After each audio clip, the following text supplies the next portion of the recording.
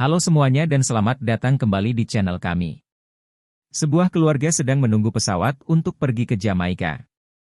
Karena pesawat tersebut overbooking, beberapa penumpang harus dialihkan ke pesawat 828 yang berangkat kemudian. Mikaela, Ben dan Cal memutuskan untuk mengikuti penerbangan 828 supaya keluarga yang lain dapat berangkat dulu. Ketika mereka telah menaiki pesawat itu, terjadi badai dan turbulensi yang sangat hebat. Lampu di pesawat padam dan membuat semua penumpang menjadi panik.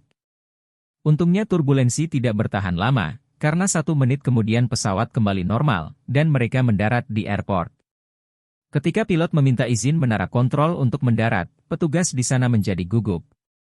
Pilot diberitahu kalau mereka akan dikawal militer dan tenaga medis ketika mendarat. Mereka menjadi bingung, tetapi tetap mendarat juga. Ketika di darat, mereka disambut oleh Vance, kepala penyelidik.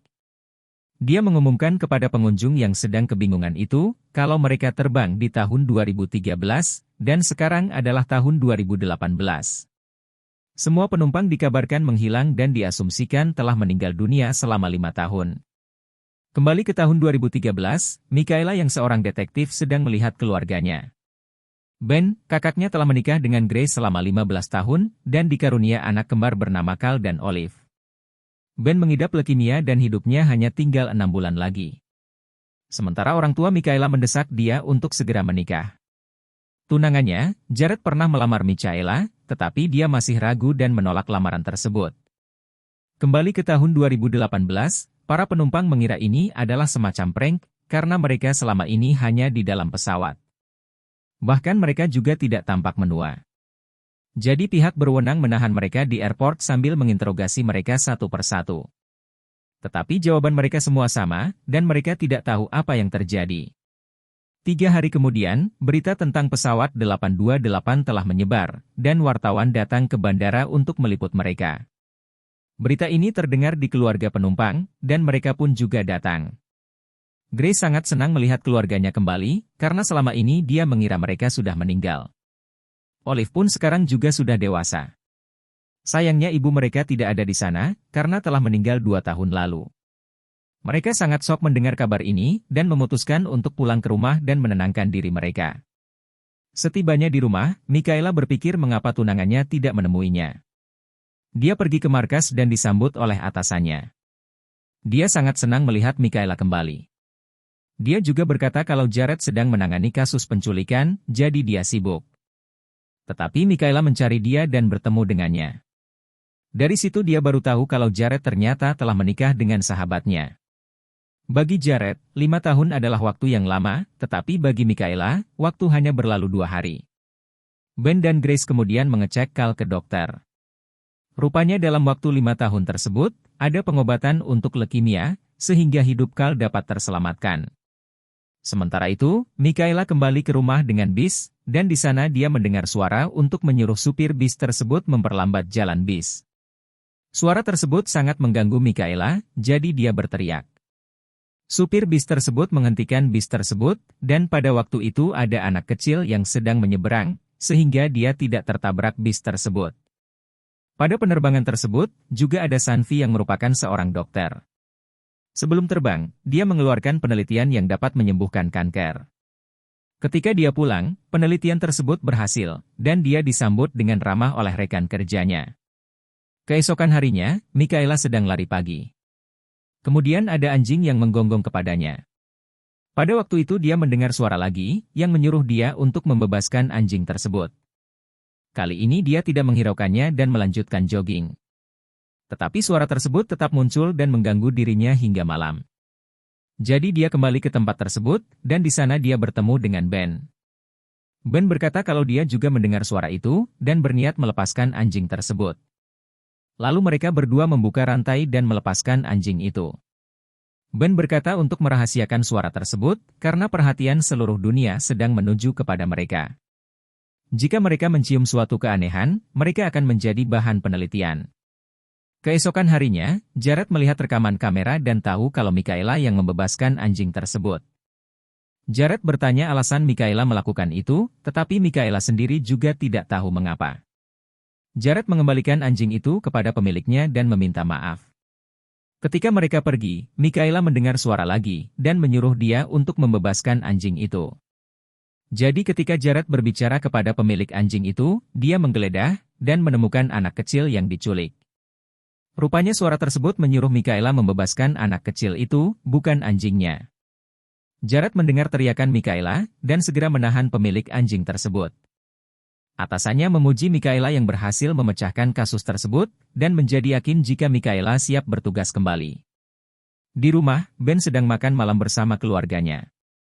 Grace mendapat pesan dari pacarnya, kalau pacarnya kangen dan ingin bertemu.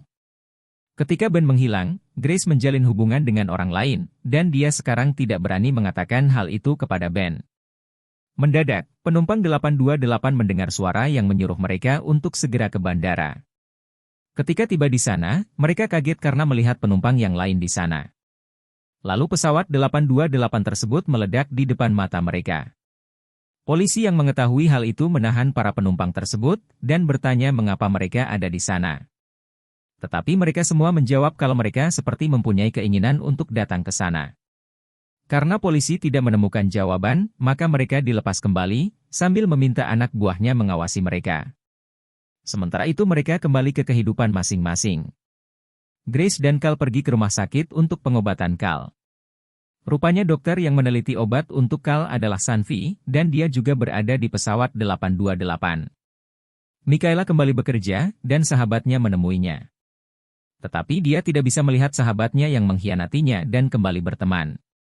Ben mendengar lagu yang orang lain tidak dengar, dan dia berpikir apakah dia menjadi gila. Ketika dia berjalan keluar, dia mendengar lagu itu lagi dan mengikuti arahnya. Dia bertemu dengan Rat yang juga penumpang pesawat itu. Rupanya dia mempunyai anak laki-laki yang sekarang berada di penjara.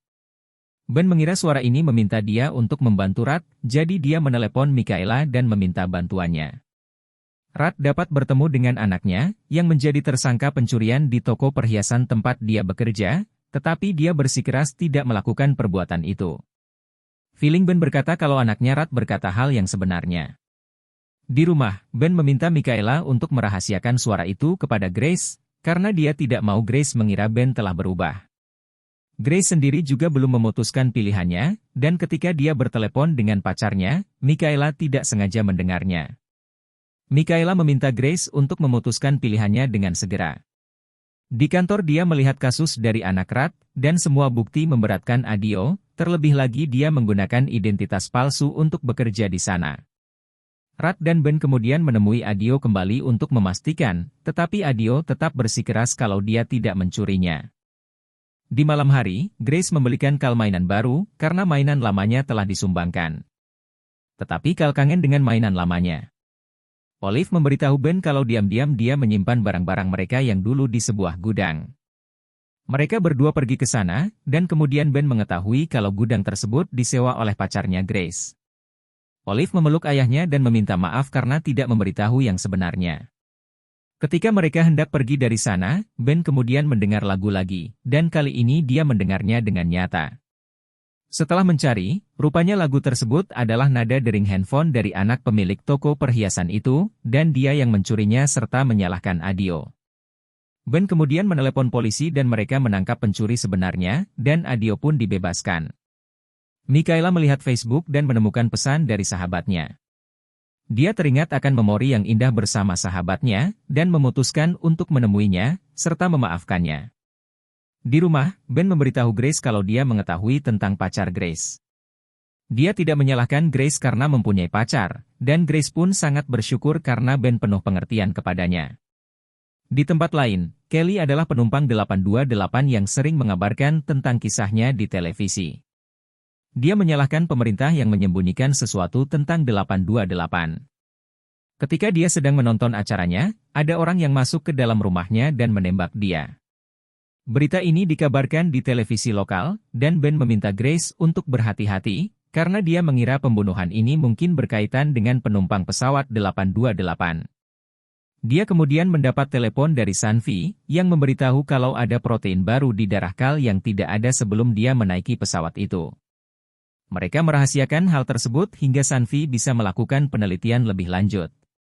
Ben kemudian mengajak Michaela ke rumah Kelly, tetapi di sana dia dihadang oleh fans dan mereka tidak diperbolehkan masuk. Mereka bertemu dengan suami Kelly, Taylor, dan berkata kalau Kelly mendapat panggilan. Tetapi Taylor pergi sebelum mereka bertanya lebih lanjut. Michaela sendiri juga mendengar suara, hadapilah kebenaran, dan dia juga mendengar kata tersebut di interview yang dihadiri oleh Kelly. Jadi dia berpikir dia ditakdirkan untuk mengungkap kasus ini. Mereka kembali ke rumah Kelly untuk berbicara dengan Taylor, dan Taylor yakin kalau dia dibunuh karena interview itu. Tidak lama kemudian, para tamu datang untuk menghadiri upacara pemakaman Kelly. Tetapi hal ini mengingatkan Michaela kepada luka lama. Dia pernah mengalami kecelakaan mobil bersama temannya, Ivy. Dan karena Michaela yang menyetir mobil itu, dia tidak pernah memaafkan dirinya atas kematian Ivy. Tetapi dia ingat suara tersebut, jadi dia menghadapi kebenaran dengan datang ke rumah Ivy. Dia disambut oleh ibunya, tetapi ibunya sudah pikun dan mengira anaknya masih hidup. Ayah Ivy masih menyalahkan kematian Ivy di tangan Michaela, dan meminta dia untuk pergi dari rumah itu. Di kantor, Jared menemukan petunjuk kalau Kelly dan Taylor memiliki sebuah mall. Tempat tersebut mungkin menyimpan petunjuk tentang kematian Kelly.